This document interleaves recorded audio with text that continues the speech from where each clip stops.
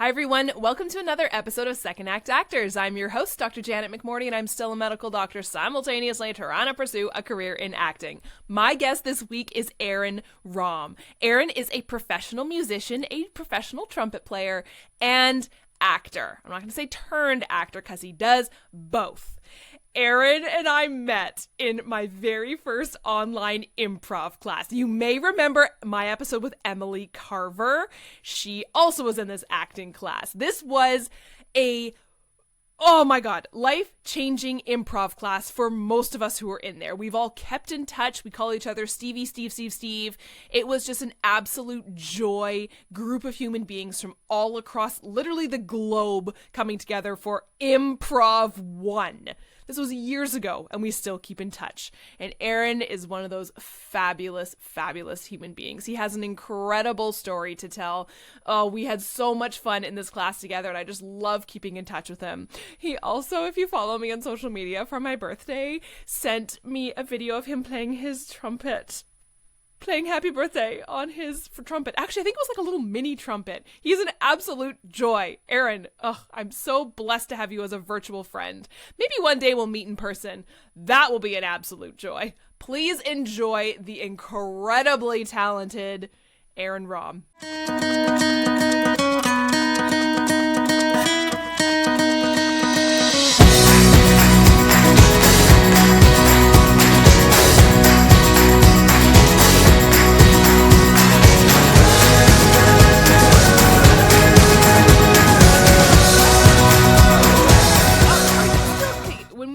Class, you were in Florida, is that right? I'm still in Florida. Yeah. Changed houses. We moved, okay, but still in Florida, and yeah. Where is everything okay where you are from that storm? The pictures oh my God. Yeah. We were very lucky. Sarasota, they're like just south of us and like just a little bit north of us, and not so hot. And there's one or two towns south really bad shape, and still so.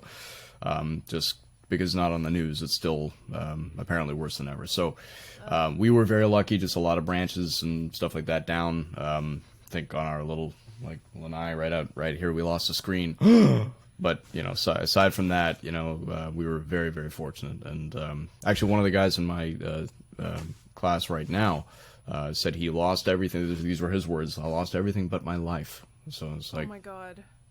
Yeah. So he's been kind of tuning in whenever he can. And he's in Fort Myers Beach, which was completely leveled. Yeah. So it's those areas, not so much vacation towns right at the moment, but we were again very fortunate. We were spared. It was looking pretty grim for a little while there, for us, but yeah. It's just, I find so we up here in more of the central Ontario in Canada, we have a lot of snowbirds, right, who go down to Florida for the winter, and so in that way, I don't want to use the word impacted, because obviously we're so sheltered up here in Canada. We don't have natural disasters, but so many people that I know who spend a lot of their winters in Florida they were telling me they were watching on their video surveillance, that you can watch online, just their houses get destroyed, and you're like, oh my goodness, Mother Nature, it just is, it just humbles you, right? It's awful. Yeah, it's a reminder. We because I grew up in this area, actually from Toronto, but moved down here when I was a little guy. Yeah. So yeah, I'm Canadian when it's convenient. We grew up evacuating for hurricanes, so pretty much every year we would go through the ritual of and I'm a pack rat, as you can probably see behind, but we grew up kind of saying goodbye to all the stuff if we needed to. Nothing's happened so far for whatever reason. Apparently there's cold water off of Tampa Bay, which is where it's maybe 45 minutes north of us or so, and hurricanes like warm water.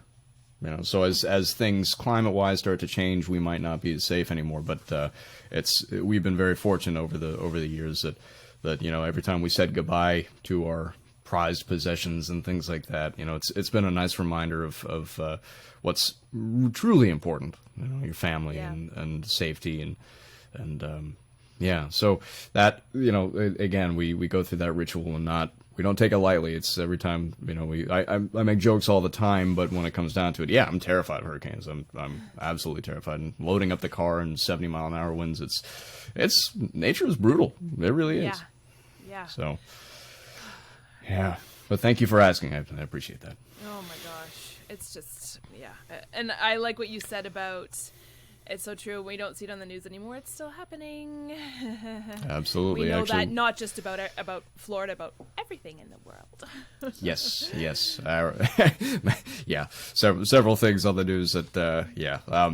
But that's one reason I do try and distance myself as much as I can, not to turn a blind eye to it on purpose, but say, if I'm watching and not doing anything to try and help, I don't feel like I'm, a better person. I mean, I feel almost not complicit, but it's just like, well, if I'm worrying about that, I'm not doing anything about it, then that's taking away from everything else that I am doing, as artists that we work on. So yeah, that's such a good point, right? I think that's, yeah, because we can definitely.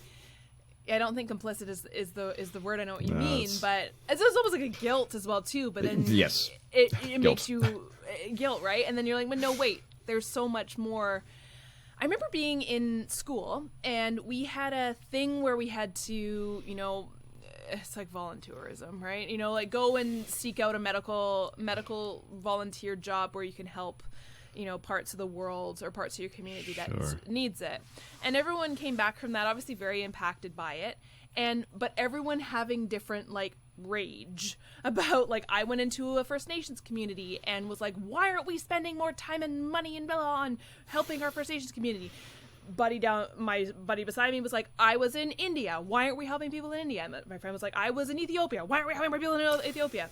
And I remember our prof being like, yeah, you can't help everyone, but as long as you stand for something, don't forget that you are standing for something, even though if you feel like you need to stand for everything, that's just so overwhelming. And we were like, okay. Yeah, that's such a tough thing because, from any perspective, what should be done, there are a lot of shoulds and those people in positions of leadership, say what we want about that. This is not a job that I would like to have, because of that. Saying no matter what you do, someone also loses out. Yeah. And you get skewered for it, even with the best intentions. So, I remember I had a coach a while back, so I jokingly said, maybe I'll run for office one day. He's like, don't do that. I said, why not? He says, you have a good soul. I want you to keep it. And I said, this is like, ouch. It's just and yeah, there's responsibility and when you can do something, do it. And if you can't, as they say, do what you can and stand for something. That's such an important point. Thank you for that. Yeah. Well, tell me your story. You and I met in Improv 1, Second City. Yes, probably one of the greatest experiences of the pandemic, maybe my whole life if I want to get super dramatic there. But tell me your story. How did you wind up logging into Zoom that beautiful day? Jiminy. Okay, so I grew up a long time ago. My parents actually took me to a Second City show for better or for worse, and I'm like one of the only young teenagers in the audience. It's like, am I allowed to be hearing these words live? And I just remember being just stunned, how brilliant it was. And I growing up, my heroes were always actors, right?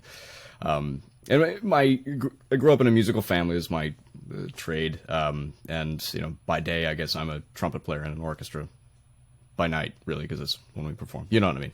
And so, but my heroes were always actors growing up, and I remember seeing at a show my parents were playing one time.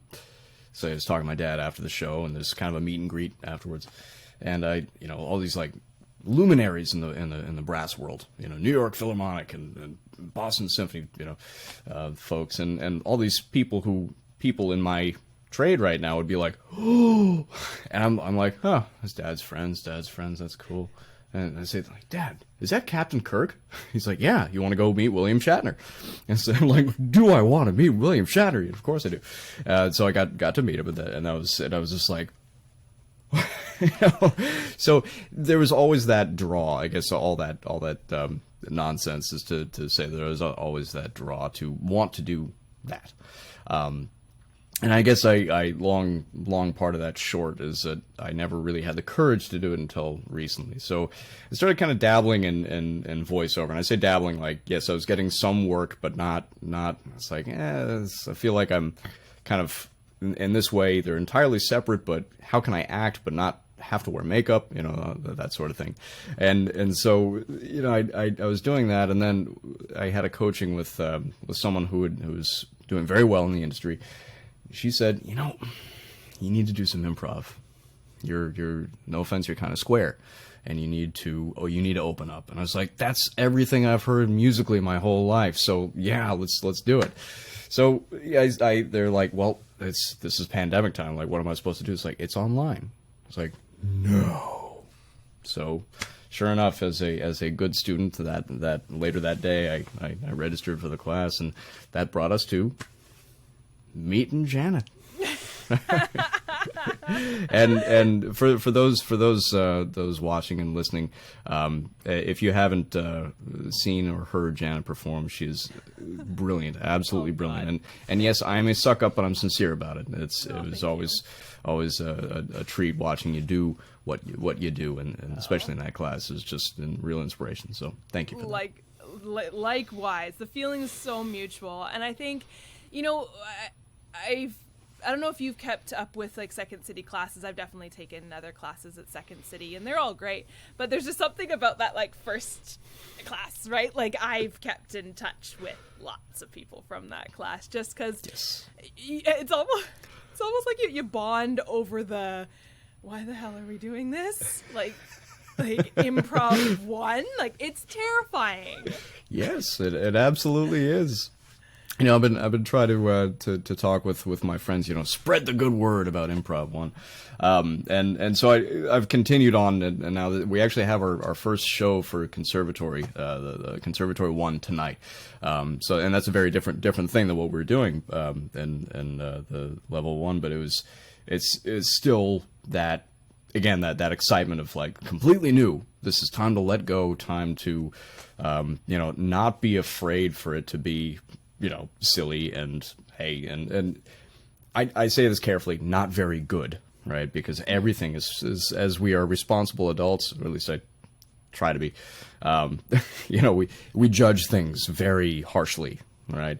And it's easy to fall into that thing of like, well, I'm not doing something very well, I must be a failure, and I think that's such a good, just like, even if you never do any improv or acting or anything like that, just taking an improv class is such a wonderful way to practice that skill of letting go and hey, letting it be terrible or letting it just be, right? Because we don't, it's not something in our culture that we do very often, No. So. And I think so much about what I've realized about improv, and especially, I'm part of an improv group now here, and having an actual audience, realizing that the audience is, for the most part, I know not all the time, with you regardless. They enjoy when you do well. They enjoy when you fail, which I think is extremely rare. And I can only imagine with your day job, the total opposite. Yes, that's exactly right. Especially in the orchestral world, I think it's in every facet of music performance, but especially with the orchestral culture. And a lot of my colleagues they're fantastic folks, and they're very free people, right? But when it comes into the stresses of the day-to-day job of being an orchestral musician, and I don't, I'm not trying to badmouth or say anything bad about either the culture of being an orchestral musician, or anybody who is in this particular spot. My cat says hi.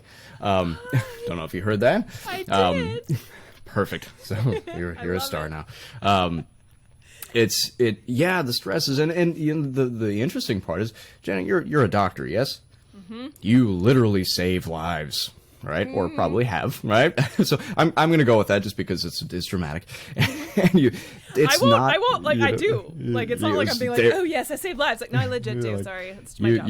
You legitimately save lives, and this is such a different thing. If I crack a note or something like that, you're like, yeah, it's up for judgment, right?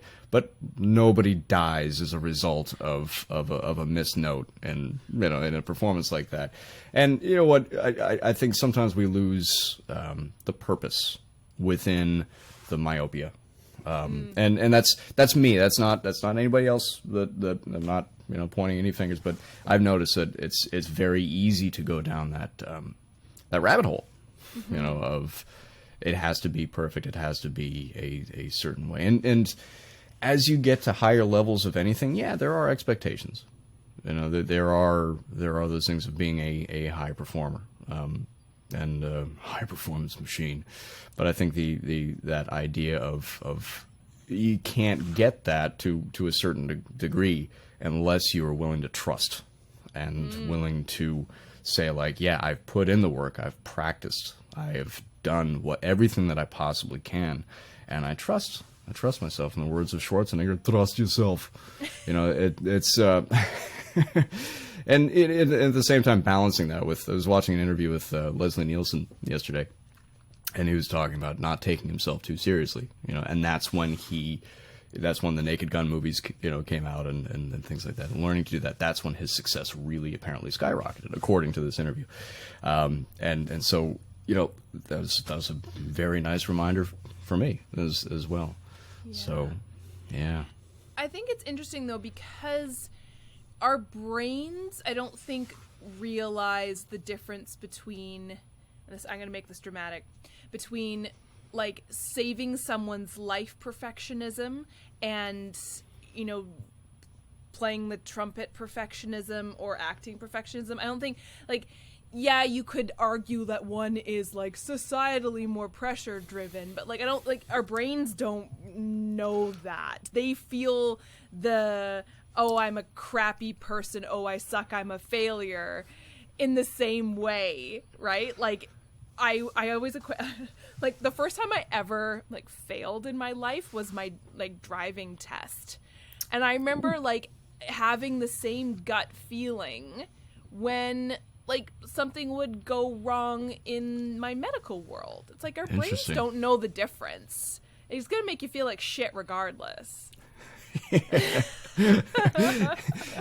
I've been doing it at least for myself, and as a musician, we end up, I think anybody working in the arts, you end up taking on a bunch of different jobs, and part of our I think responsibility with that ends up being giving back, right? So teaching, and so what I've noticed is, like, a lot of the battles that and I call them battles, and not to be negative, but that's the way they felt, like our perception of being in performance. I always loved performance. I thrive on it, right? And noticing people's different reactions to it, and anything performance related, where you are up for judgment of others. And I think that the best way I can describe it, I'm sure somebody said this, and probably more eloquently than me at some point, but saying, when we attach our self-worth to what we do as for our occupation, this is dangerous when it comes to performing in the arts, because one performance, if you have a great performance, does that make you a great performer? It can. One not so hot performance does not make you a bad performer. We need a bunch of them, right? And getting that level, even when your version of a bad performance is better than most people's best, right? And so a little competition in there, sure, with oneself. But with my students, what I find is that as they the numbers of performances that they go through in school, you train for 3-4 months for just one concert, and there's so much pressure with that. It has to be right. Right? And there's that in any other profession. I would imagine that would be a similar thing. So I mean, in your case, literally life or death thing. You say, like, stuff happens. And I'm sure there's a better way to phrase that, but you can edit that out, right? Nope. But I think in terms of learning to deal with what is it that we do? As musicians, what do? We play an instrument. Right? We sing. It's not. Yeah, the only pressure that we really put on ourselves is not really real. It's imagined. It's created, right? In the same way that we actors create characters, right?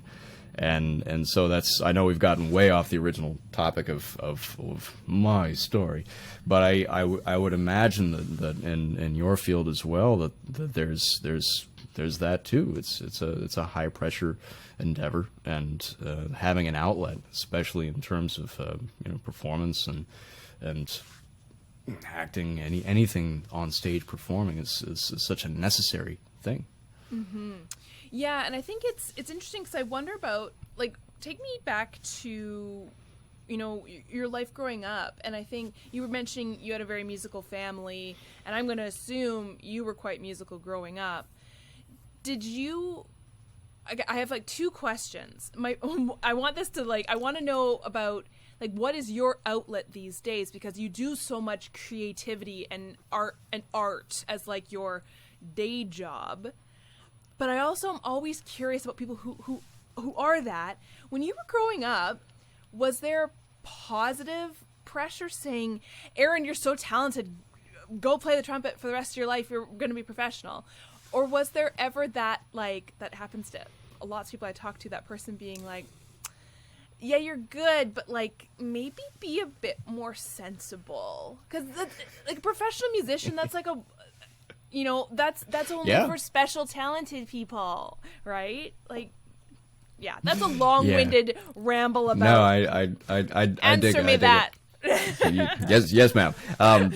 Okay, so my parents, for those watching, please forgive. I do not mean to be like this or that.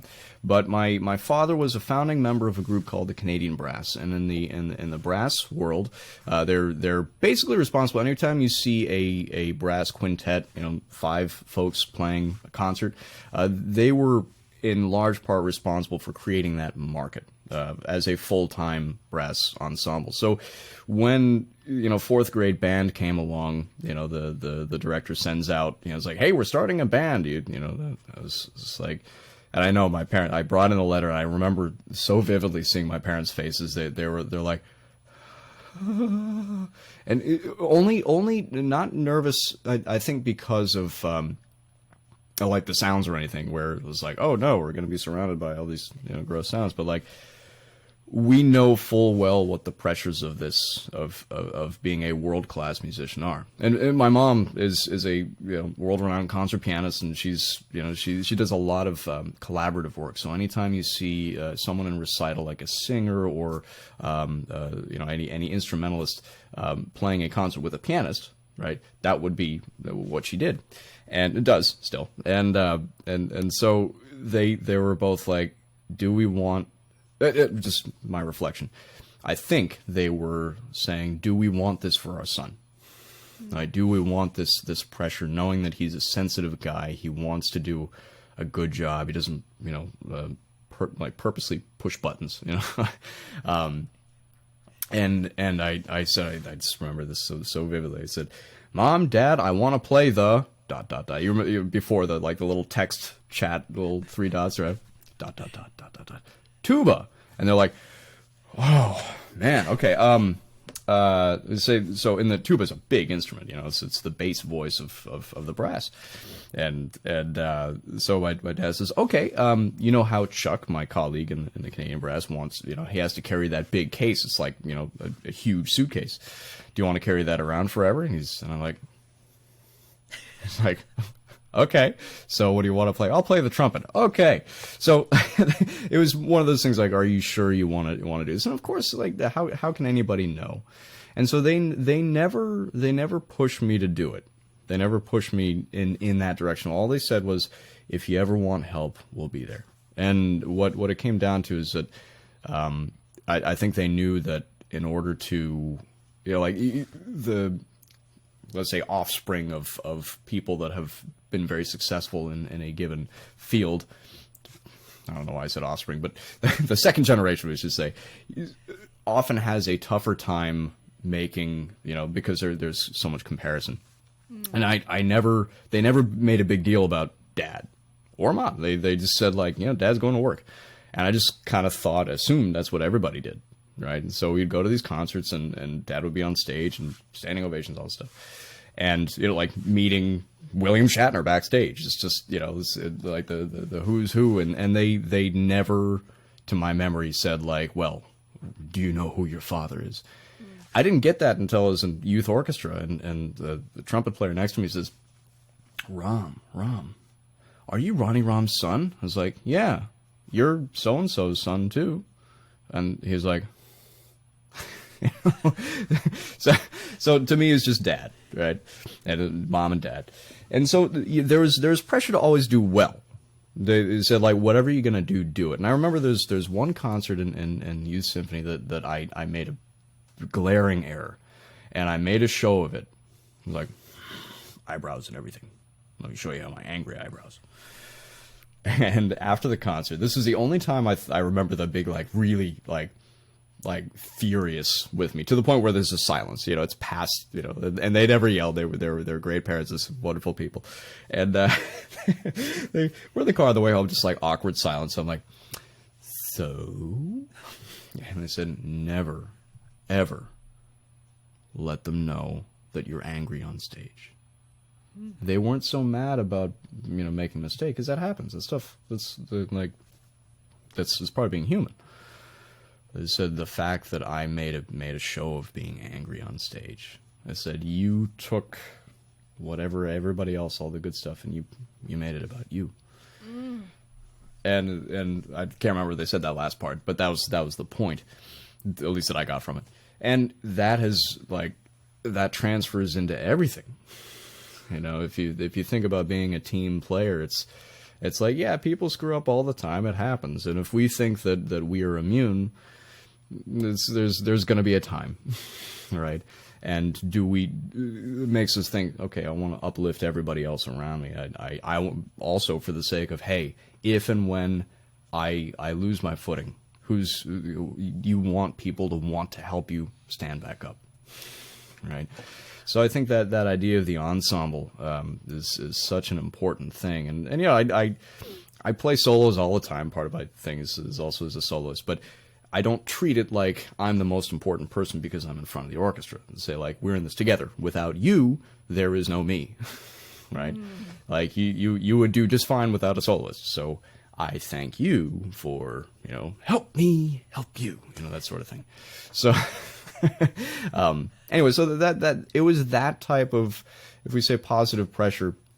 When it came time for college auditions, I decided very late that I wanted to be a musician. And mostly it's because it's like, well, I'm not very good at math. I think I'll be a musician. It's like, don't, it's because I never really studied, and so this whole process, especially recently, the improv has been very instrumental in learning how I learn and starting to let go. So the other side, a little bit more dramatic, I would say, of making that decision to do this. I never want to turn my back on anything musical. It's not like all of a sudden I want a career change of being an actor, because that's to me, it's like that's trading one very difficult endeavor for another, right? It's wrapping it all together. But I think everybody has tough times in their lives. Everybody has moments where it's very clear to you what are the things that you have buried, about your goals or dreams. What are the things that always went on the back burner, maybe for good reasons, maybe out of fear. And there's nothing wrong with that. It's just how we do, and sometimes the day to day is more important, in that moment, all right?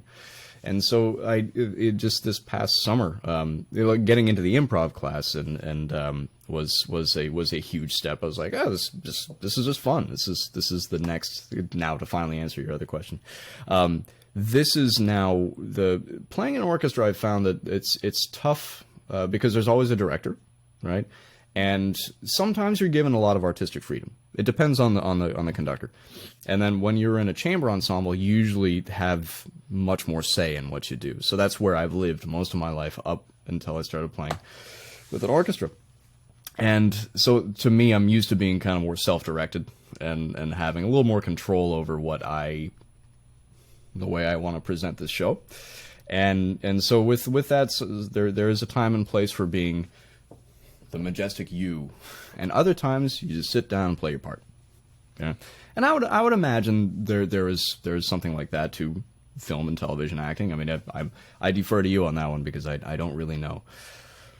Yeah, I think absolutely right. I think the problem's a dramatic word, but I think we as the actor tend to be narcissists and tend to think that like we are the sun in the universe and everyone are the planets that revolve around us, when really and truly, like, all the other parts, all the other people that are involved, like the director, you can be the greatest actor in the world and be like, I'm gonna say this line like this, and the director goes, no, Kate, just repeat after me and say it just like me, and then you say it and they're like, perfect, moving on.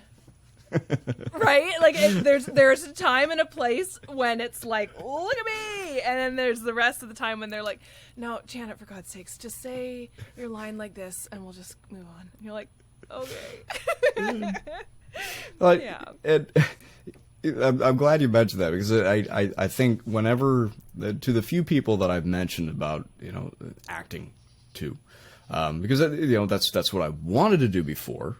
Right, and I out of fear not doing that. It's like, oh, that one play in high school I didn't do very well in the audition. It must be all the baggage that we tend to carry, right?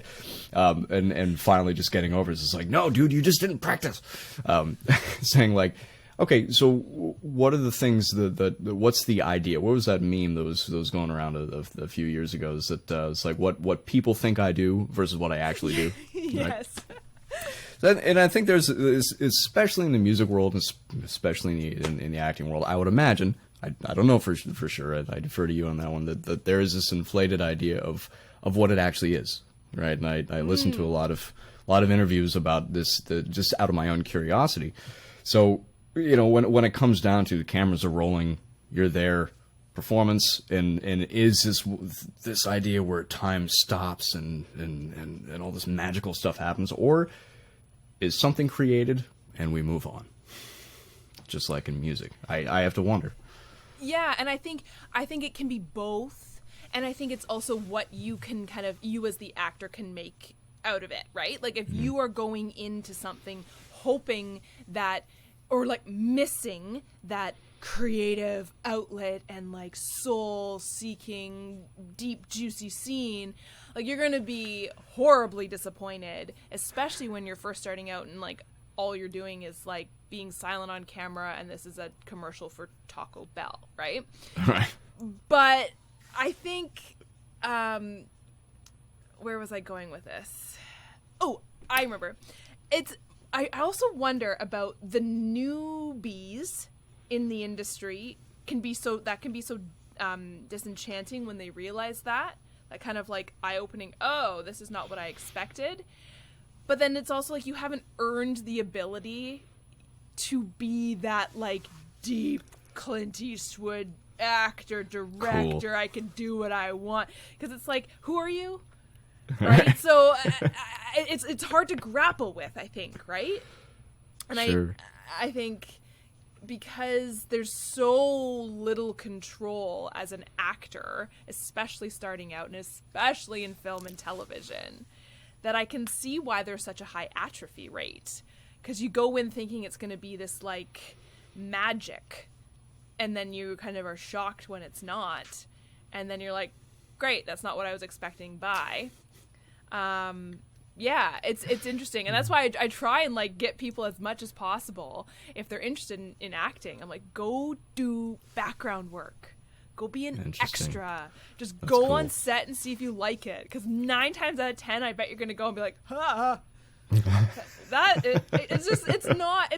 people expect. No, yeah, it's not what people expect it to be, because they're wanting the theater experience, the onstage theater acting experience, where there's nobody there being like, cut, okay, reset it, do it again, say it this way. Yeah, I don't know. Yeah, I was the scene at the end of Zoolander, right? Will Ferrell's like, dear God, it's beautiful.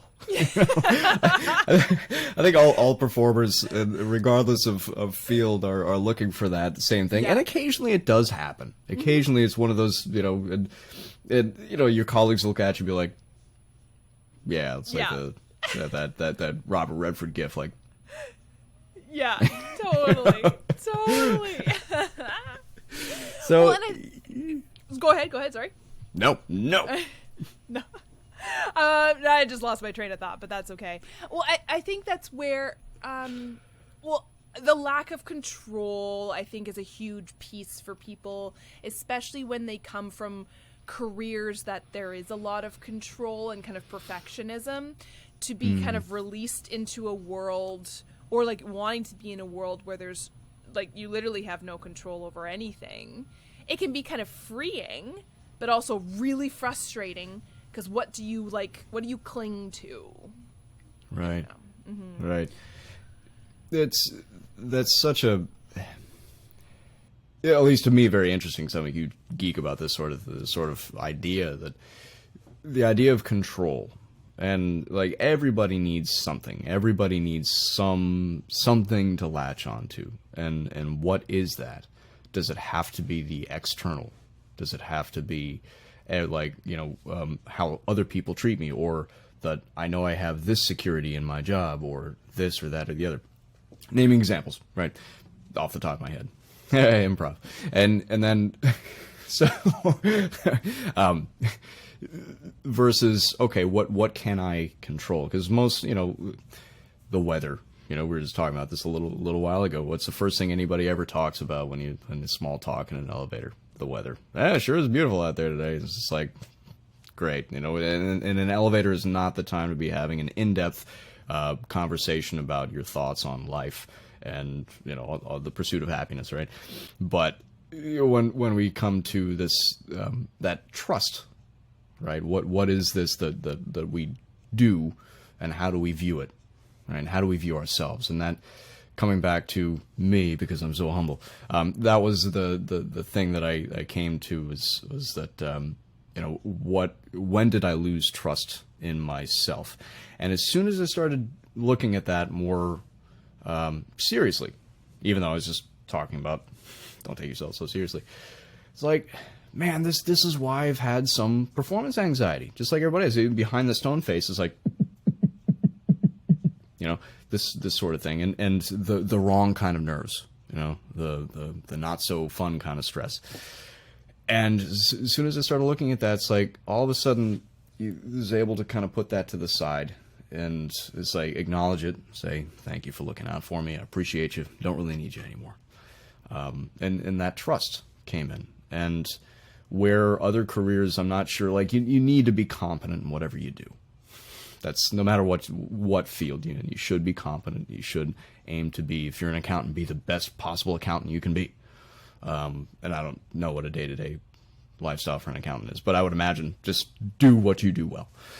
And so there is that trust that is absolutely necessary no matter what we do. And I wonder, when it comes to that, like if you're new to something, you haven't had enough experiences to know what that is, what it actually means, So, I started taking acting coaching in the earlier part of the summer, and I'm just now at the stage of like, okay, I know this isn't working, in terms of what I'm doing. My coach, Jeannie Hartman, is awesome. She's a wonderful teacher. She says this is like, you just get more, do it again here. And so just starting to kind of like, oh, this like the equivalent of like, okay, I'm starting to draw the outline of more of just a stick figure, right? Okay, I know that it sucks now. What do I need to do to get to this next step? What do I need to do? Okay, I trust that I can do this because I'm paying attention now. And this is a gross overgeneralization of what that process is. I know I'm making a lot of people angry just by that terrible description, but that's where that journey has kind of taken me of self-discovery. And how it applies to everything around me. And so what have you noticed? I know you mentioned like way back when people were saying do improv because you're a square. What have you noticed like that you've brought into like your teaching and orchestra and stuff like that now? What have you pulled in either from that into your acting and vice versa? In short, willingness to take a risk, and not a risk that is without thought. It's not like I'm going to go skydiving and see if I need a parachute, right? It's nothing like that. It's more of taking like if this is my comfort zone, I'm going like one toe over, right? Little bits at a time. Graphics, right? I wish I had some a green screen. But if just like take wherever we are in our comfort zone and being willing to step just a little bit over. You do that on a daily basis. All of a sudden, you're a mile away from where you were in your nice, comfortable little box of hey, if I say something stupid, I'm not going to lose any sleep over it for this particular scene, within reason, of course, because this is it's not like. You know this being in improv is like we never want to say anything that makes anybody truly uncomfortable. But if I say something that is like, man, self-effacing, it's like I made an ass of myself just now, but nobody got hurt. It's fine. We'll laugh about it. That's the type of risk I think that is worthwhile taking because you start to say, okay, what do I learn from that? What do I walk away from? And I'm proud of what I've accomplished just by doing that, of like pushing myself a little bit further outside this comfortable little box where nobody can influence me, because I've lived most of my life there on a very personal level. I don't have any problem saying that. That's from a musical perspective. Most of the time, from the trumpets, conductor says this, right? Because when the trumpets are playing, we are it's full, and the composers want that. However, there's always something else going on. It's not just the most important thing in the world. It's usually with somebody else, unless it is just a trumpet thing. Boom. We have that too, occasionally, very occasionally. And so, if you say, okay, they do this all the time, I always was more on the careful side. And so they would say, like, I got used to hearing, like, okay, trumpet, Aaron, we need more. And it would just piss me off to no end. It's like, I'm trying, but there's an inner block in my head that I can't get over right now. Of course, you can't say that. But I said, okay, right, try a little more. And so with this, I've discovered that even in the attempt to do better, I'm finding this with some of my students too. Good people don't want to make it uncomfortable for somebody else, especially with the trumpet. I don't want to hurt anybody's ears. I don't want to make them feel uncomfortable. And say, like, hey, if you're making a beautiful sound and it's a little bit louder, it's not going to hurt anybody. All right. So being able to reframe things, I guess, the shorter answer to your question, being able to be comfortable with having your opinion, expressing what you got to say musically or literally. Again, within reason. So that's been the effect that I've noticed of being willing to what I viewed before as taking a risk, of playing out and letting that voice be heard. Mm-hmm. Do you have any advice for anyone who's interested in either improv, voice acting, or like trying to take a risk? 'Cause I think I'm going to toot our horns a little bit. Like, it takes some serious cojones to be like, I'm going to sign up for an improv class online with a group of strangers. Do you have any advice for anyone who might be interested? Yeah. Do it before you can think about it. Yes, that's what I did. Do it before you have time to talk yourself out of it, and realizing that if you're nervous, probably everybody else is too. There was, there was that usual thing of like, what if I'm not funny? What if I don't do that? And I said, it's not about that. It's not about that. That's such an important, like, if I feel like, Second City's improv one, and I think probably comparable with any other improv school that's out there, is getting you used to just doing it, and the instructors are fantastic in guiding you the right way. Of there's that line, your comfort zone, just one toenail out, one toenail, one knuckle, one one foot out, little by little. You don't have to break the whole cage. It's just a little bit by little, and that's been really important for me, and it's been a really fun ride so far. So, do you have any favorite moments, either in your orchestra life or improv? Any memorable stories? There are actually too many to think of at the moment, but I remember one that a scene that you and I did. It was at the end of one of the kind of near the end of the term, and you had to remember the whole. I can't remember what the game was, but you had to remember the whole thing. And one of the character that you played, I apologize, I can't remember the character, but it was it was so funny and just like quick that it made it really hard to kind of continue on with the rest of it. But it was like that type. I was more proud of myself for like keeping going without just busting out laughing the entire time. But in terms of, in improv, I think of memorable stories, I have to just kind of go back to the act of just doing it, of taking, what I perceived as a risk and doing it past all the feelings, right? And that to me is memorable, because that's for those of us who think a lot, there are all the reasons why we shouldn't and take a risk with anything, and just the act of doing that is to me is quite memorable. Now, as far as in the orchestra, I getting into it first. So one of the nature of the job is we don't speak very much, right? You sit there, and coming from a freelancing perspective, you show up, you play your part, you do it really well, and you leave. Be polite, don't complain, just don't ask for the check, just show up and do your job, and that's that. And if you do a good job, you'll get hired again. If you're nice, and people like you get hired again. And so that's where I kind of came from, and I remember sitting there the first time I played with a professional orchestra. This was years and years ago, and this, for a lot of musicians, that's classical musicians, that's the dream, that's the goal. We had this romanticized idea of like New York Philharmonic, Chicago Symphony, all this stuff. And I sat down there, and then I remember hearing the conductor say, I need you to play it rhythmically, but you need to be expressive. And I was thinking like, that's true. This is the dream. This is the dream. I was very confused, right?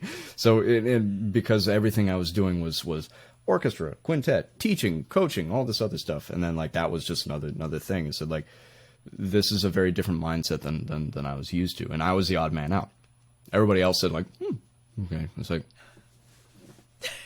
okay, and so with that, realize like getting to understand the more of the culture involved, and for any orchestral musicians that might be tuning into this, please understand that by comparison, I am a newbie with that, and I might have a terribly misrepresented way of viewing it. So I apologize if that's the case. But I will say that when it came time for the chamber ensembles to go and do outreach programs, that's where I grew up. That's what I that was the example, and so most of my colleagues didn't want to be at the microphone speaking, and to me that's fun. It's also kind of a test to see like, And it's not. I'm not saying we should pride ourselves in not being prepared, but being able to function in that environment of like you are given very little information. All you have is the composer and the title of the piece. Talk about it, all right? And so what I ended up doing is taking. And it happened to work out well. Expressing a personal story related to this piece as it came up to it, and not some long diatribe, just something simple and relatable, right? Because that's what audiences want, right? They want to feel something with you. It's not about I'm up here, you're down there. It's like we're in this together, right? And what ended up happening was one of those moments where like you actually just told a personal story on stage. Huh, interesting. So this idea where it ended up working in my favor because of that improv, like, kind of forcing you into that position of operating, with very limited information, and you just make it up and you go with it, and you are open and being willing to work. So that's I know I didn't give you one specific story, really. I skirted the issue. Sorry. No, no. No, I think that's really interesting, like a neat blend of what you've been doing, right? And what would you say your parents, loved ones, whatever tribe, how would they describe what you do these days? Oh, that's a good question. I think question mark? I think I think they describe it as doing my own thing, just because it's so far outside of either the training or what is normal, and that's what I think that we do take a little pride in that of not being just like everybody else, right? And being willing to be vulnerable, being willing to take responsibility,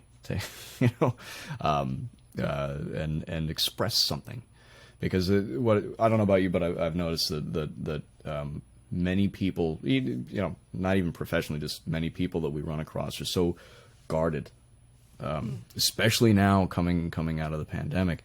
I shouldn't say coming out of but post lockdown. Post lockdown, everybody's so guarded, and to a very important degree, rightfully so. But where I say emotionally guarded is the trickier one, is because if we, like, how many times have anybody that's listening to this, you had something to say to something really important to you, to say to somebody, and you couldn't say it for whatever reason. Ideally, it's again within reason. Like say like something as small as like, hey, you said that one thing to me and it kind of hurt. You hold that in. What does it become? It becomes this giant, right? And it potentially could take it over. It's like all of a sudden you find reasons to be pissed off at this person. Just as an example, it grows if you can't express, and that's what in the arts is what we're doing. We're expressing, finding ways to do that. And so I think that there is a little bit of when I am asked kind of what my day to day is of past teaching, past rehearsal, past all this other stuff. That's what it ends up being, kind of a like, what do you do? Kind of confusion, question mark. and I still try to answer that question myself, because I don't really know. I'm productive on a daily basis, but it's we have to practice. It's what we do, but what does the practice kind of consist of? And it ends up being, in my case, I'm practicing being more open, being more expressive, and whether it's musically or verbally, say what you gotta say, and do it in a way that if it's in a performance, that's effective for what we're doing. If it's from interpersonal relationships, being for say talking with my wife, you never say anything that puts that person down. Never say anything that makes them feel like less of a person, right?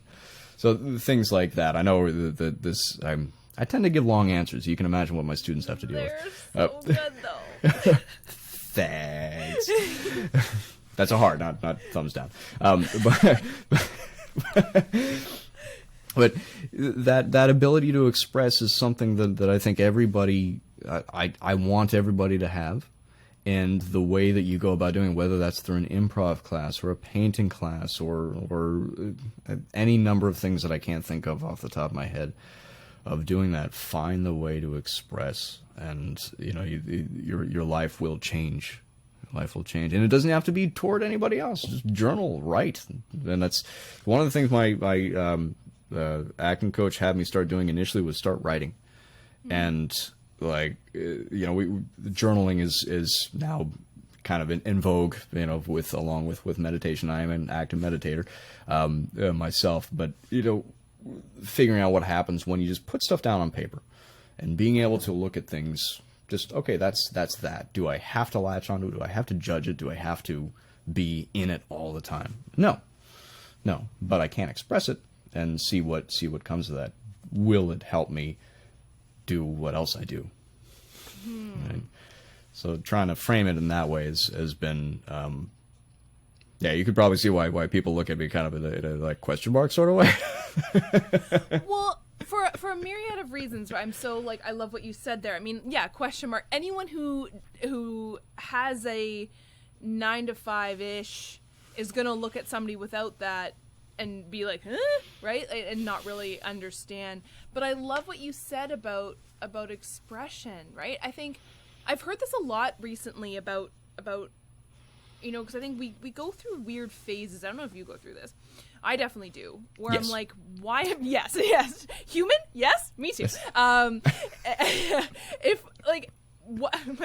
why am I doing this? Right? Like the acting thing. Like I'm a doctor. That's contributing to society. Like, what does acting have to contribute to society? You're just an actor. You're just a. But, and then I go through phases where I realize the people who express these things, that's literally the only way that we push story and push empathy on into the Absolutely. world, right? That's beautiful. I think, absolutely. Well, and I can't take credit for it. My therapist said it when I was having a crisis of identity, being like, what? I'm not contributing to society. And she's like, the people who express their opinions, their voice, their good communication skills, like you're talking about, into the world, that's how society improves. That's literally how society has improved from the beginning of time. Absolutely.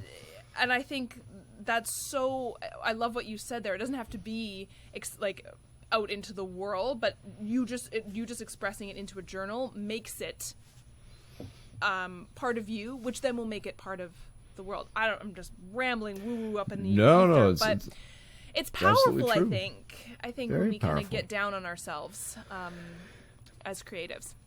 And I think part of this, while it's become a necessary part of marketing and kind of how we do things and social media, I don't know about you, I personally have never felt better about anything by scrolling through social media and expressing an opinion through there. That's I need to do something, I something, versus what I did feel better, and this was just me. I noticed it just keeping track of my heart rate, scrolling and or my habits. What's the first thing you do every morning? All right. Does it have to do with your phone? And so okay, let's step away from that. I'm just as guilty. And saying okay, so where does that contribution come from, and what is that outlet? Saying, maybe we'll put too much pressure on ourselves that it has to be something that's grand. And perhaps it's just a bunch of little steps, or seemingly little steps here in the moment. And so musically, I know that there are lots of musicians that feel the same exact thing. One of the most gratifying things musically that I didn't grow up as a religious person necessarily. My dad was Jewish. Mom was Lutheran, so we celebrated everything that we could, right? So to the horror of some,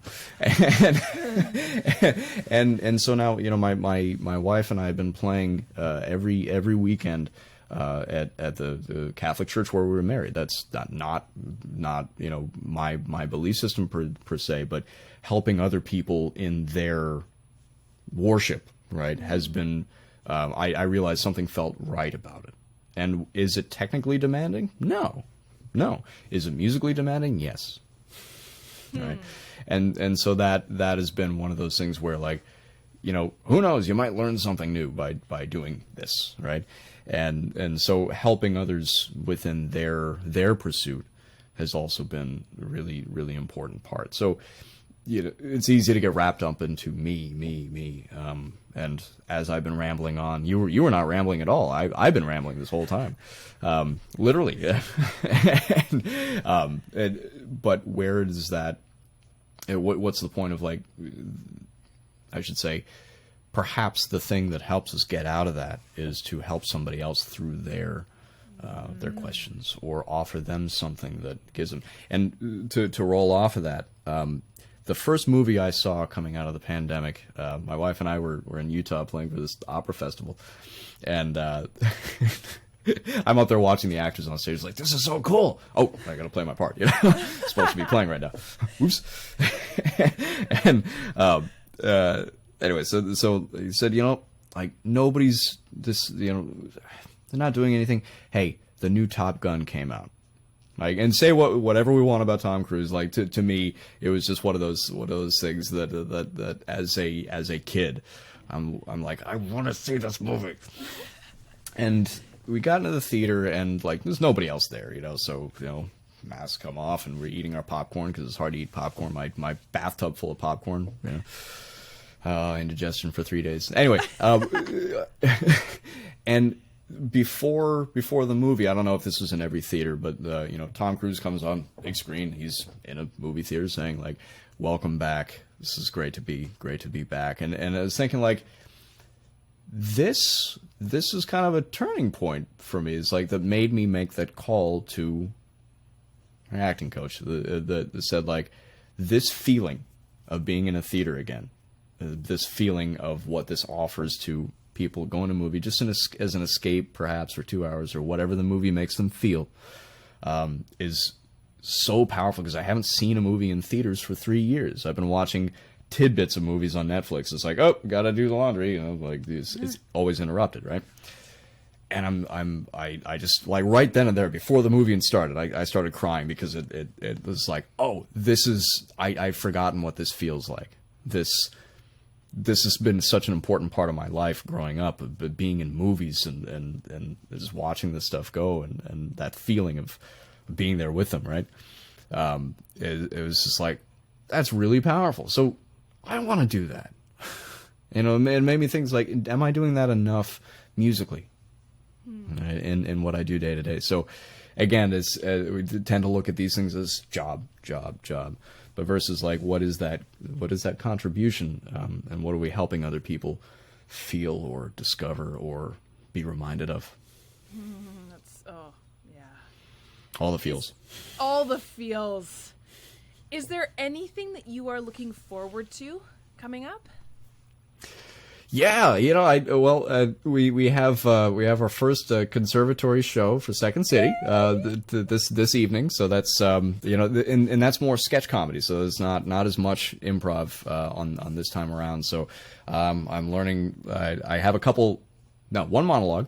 And a couple other scenes that I'm in, so I'm very, very much looking forward to that, and that's all over Zoom. So I think it's more nerve-wracking getting the background changes and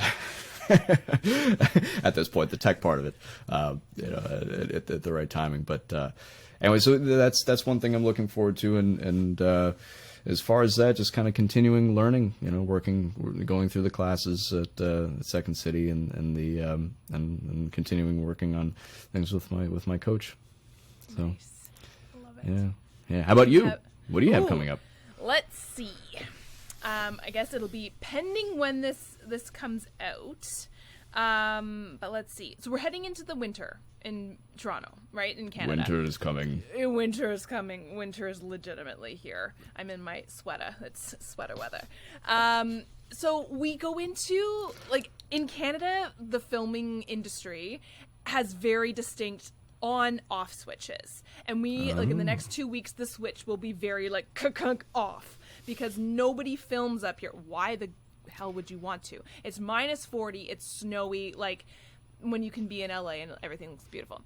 So yeah, so there's not much to look forward to from an industry standpoint. So that's always a bit of a mindset shift that I know a lot of us struggle with up here. But looking forward to, I made, like, full union in Canada, which was really exciting. Like, full, like, congratulations. Extra. Thank you. It's like you're the SAG or whatever down in the States. So I know, right? So my 2, like, those films will be coming out hopefully in the next, like, year or so. And then I know, I'm so excited. And then I'm producing a pilot television show. No. Yeah. So it's going to be my first foray into producing. And we'll see. So happy for you. That's awesome. Thanks, man. I'm excited. It's like, it's one of those things where I'm with a bunch of other people who were all learning how to do it. And we just keep laughing with each other. Because we're like, if nothing comes of this, at least all of us will have a good scene for our acting demo reel. Right? There's that, sure. If nobody picks it up, everyone's like, this is garbage. They'll be like, well, at least we have a nice scene for my demo reel. So, but yeah, we'll see what happens, right? I'm having a blast, like, learning what that is. Yeah. So we'll see.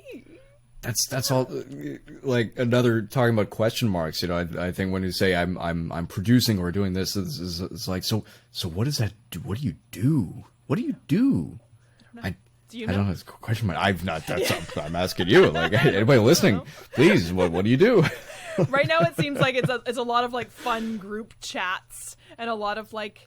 Right now we're in the prep. We're, like, just building the world that we want. So it's, you know, building the script and writing with it. It's really fun. Yeah, that's wonderful. Really fun. And it's funny because you chat with people, and of course the immediate reaction, at least to me, is like, this is going to fail. Right? That's what I say, right? Because I don't have any experience. Nobody has any experience. Then you get that one person who's like, yeah, but nobody knows what they're doing. And I don't know if you ever watched Freaks and Geeks. I never have, but I've heard tales of this. Yeah. I think most people have heard tales of it because every single one of those people, including Judd Apatow, who created it, are now, like, mega famous. And yeah, it's not going to happen to everyone. But that's, like, the beautiful story of, like, nobody knew what they were doing.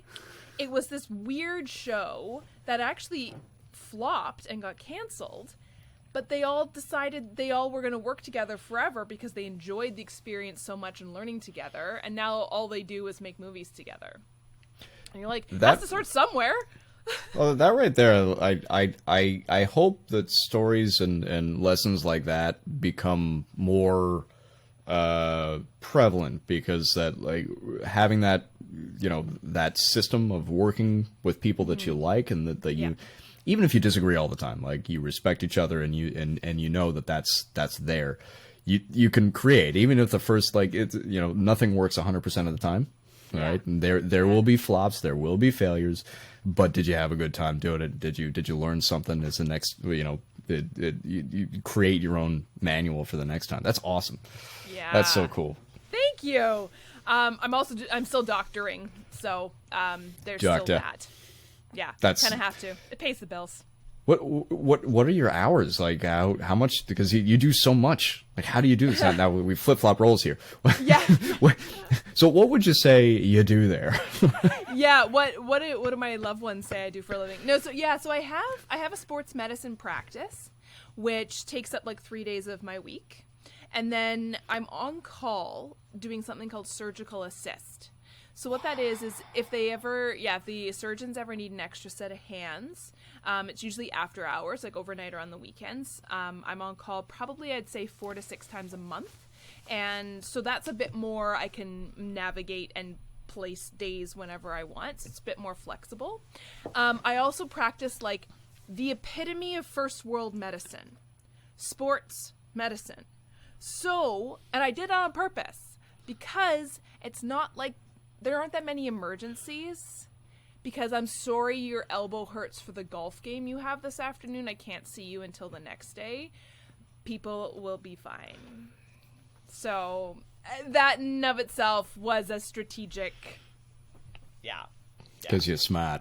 You're smart. Well, and it's also I should also say it's also the type of medicine I love. That I loved that learning of the orthopedics and all that stuff. But like, I also, yeah, it's a fun, non-urgent, stressed down. Now that the lockdown is over, I mean, during the pandemic time, we were thrown into. I was put in positions. I was like, I haven't done any of this since my medical training. But again, we all kind of were coming out of our specialties, people try to needing to do whatever. Show you over Zoom, like my elbow's hurting. Can you? It right? kind of Yeah. hurts, you know. Well, and we're noticing it now. Like, I'm worried it's going to start again in the winter, where they'll be like, okay, we need all the doctors and nurses who haven't like worked in the emergency department in 20 years. You need to come because we're so low in staff. I'll be like, okay, watch his liver. I'll get it. You know. Are you sure? You sure it's not knee pain? You sure it's a heart attack? It's probably his knee. Yeah.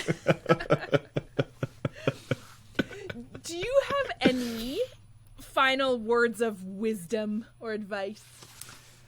Play. Oh, Play. That's that's my new kick as of late, just because so much of the reflection has important stuff learned and all that has come out of the search, and what it comes down to is something so simple. We watch kids just having a great time, and they're brilliant improvisers, right? Some of them that try and get out of trouble end up being wonderful actors, but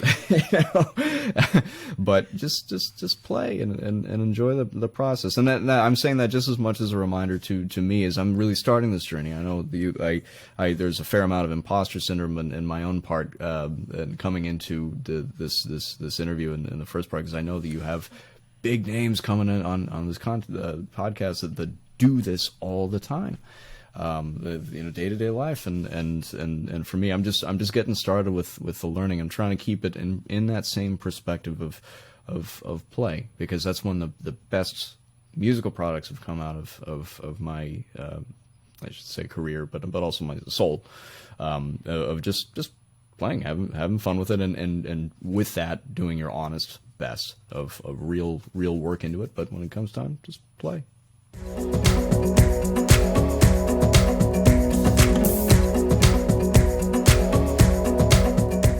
Thank you everyone for tuning in, and thank you Aaron, Steve University. Thanks Aaron for being my guest this week. Sorry, that's all inside jokes, people. If you haven't taken improv at Second City Online, do it. Obviously do it in person if you can, but if you have to do it online, man, is it amazing. You meet some serious friends and cheerleaders and champions for life. Do it. I hope you will all tune in next week for another episode of Second Act Actors. Bye!